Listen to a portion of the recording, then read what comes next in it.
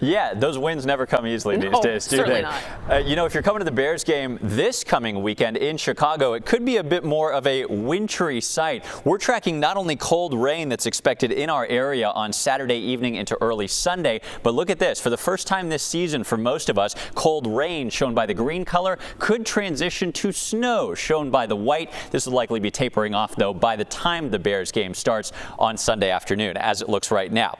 Let's dive in. A few things to cover on an interesting weather week here in the upper Midwest and Great Lakes. First thing, it's really nice the next several days. Mild temperatures near or above 60 with gusty winds. This weekend, we do have rounds of cold rain beginning to fill in Friday and Saturday. Then, as I mentioned, Sunday morning especially, the first snowflakes of the season are possible.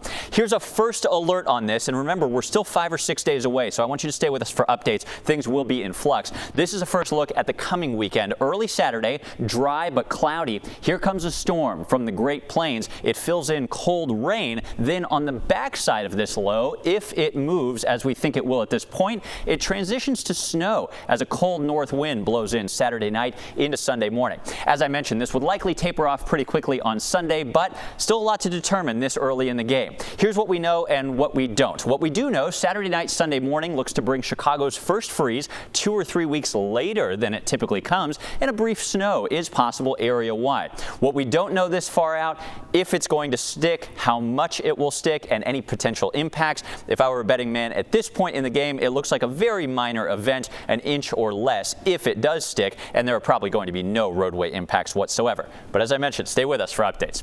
All right, today's forecast in the meantime, sunny and breezy, 60 degrees. Overnight tonight, clouds fill in. These don't produce any rain, 40 degrees, your forecast low.